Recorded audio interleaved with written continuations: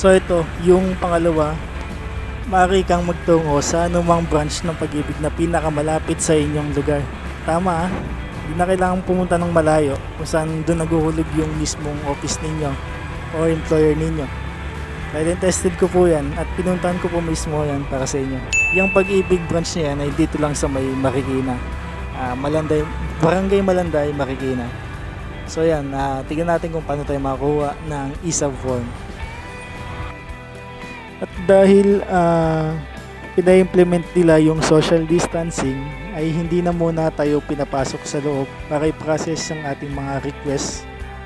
Bagkus ay inuhulog na lang ito sa kanilang designated drop box dyan sa may labas.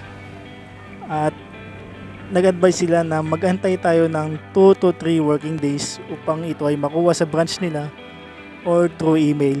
I-attach uli nila para ipadala sa atin. So ito, after 1 week tsaka natin na-receive yung email sa atin ni Pag-ibig, ano.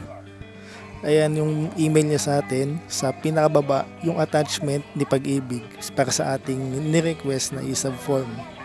Kaya makikita ninyo and i-download na lang ninyo for future reference na din kung may paggagamitan tayo. And ayan na, mission accomplished na tayo. Hopefully nakatulong itong video natin sa inyo kahit paano. At kung nakatulong, please like naman and comment naman kayo kung meron kayong katanungan para sa atin. Yun lang, ingat kayo.